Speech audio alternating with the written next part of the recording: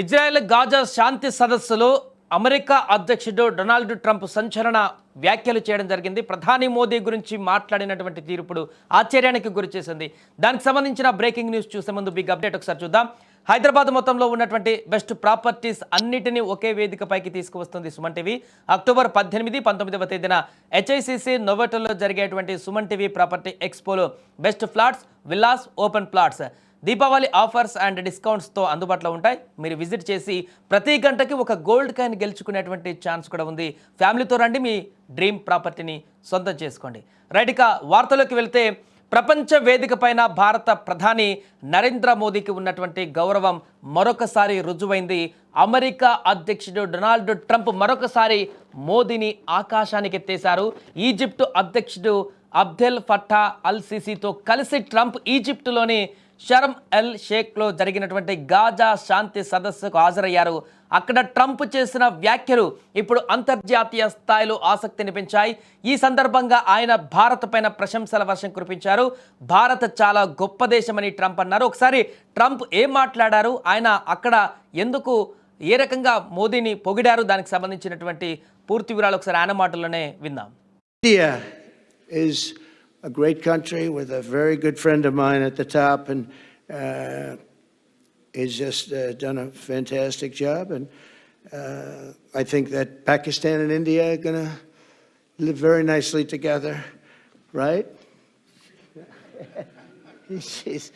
That's not a very, they are. And they're two great, I'd say, leaders, great leaders as far as I'm concerned.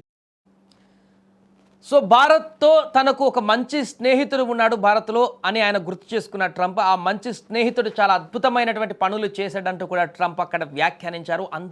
అందరి ముందటనే Trump ఈ మాటలు ప్రధాని నరేంద్ర మోదీని ఉద్దేశించి అన్నారని కూడా స్పష్టమవుతుంది. ఇది వినగానే సదస్సులో చాలామంది అక్కడ చప్పట్లు కొట్టారు.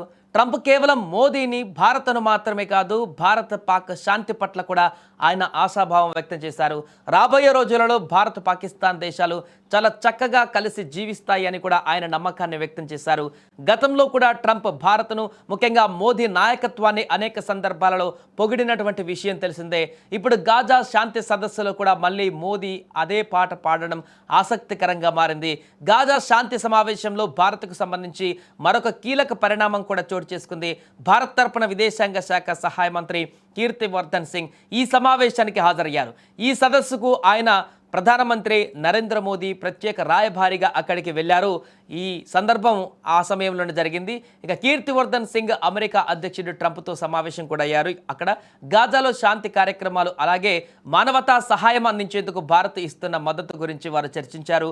ఇటీవల జరిగినటువంటి ఆపరేషన్ సింధూర్ తర్వాత ట్రంప్ను అధికారికంగా కలిసిన తొలి భారత విదేశాంగ సహాయ మంత్రిగా కీర్తివర్ధన్ సింగ్ నిలిచారు. ఈ భేటీ రెండు దేశాల సంబంధాల బలాన్ని మరొకసారి తెలియజేసింది. మరొక వైపు అమెరికా అధ్యక్షుడు డొనాల్డ్ ట్రంప్ చేసిన శాంతి ప్రయత్నాలను ప్రధాని నరేంద్ర మోదీ కూడా ప్రశంసించారు. గాజా కాల్పల విరమణ ఒప్పందాన్ని మధ్యవర్తిత్వం చేయడంలో ట్రంప్ చూపినటువంటి అచంచలమైన కృషిని మోదీ కూడా అభినందించారు.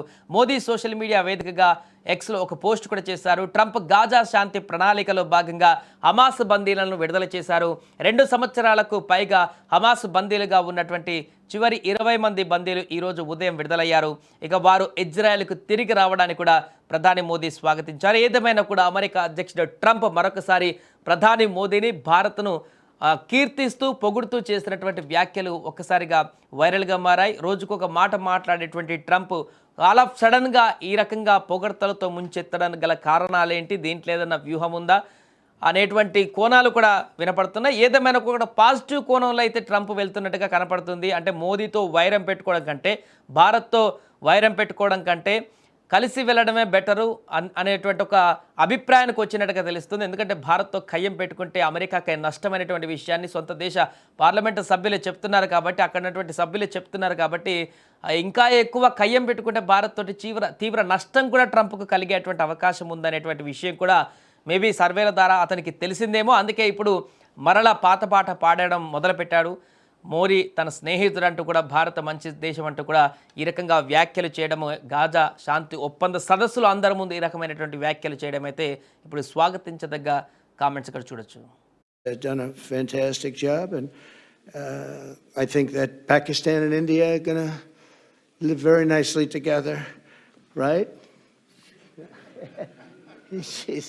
That's not a very, they are. And they're two great, I tell you, leaders, great leaders as far as I'm concerned. India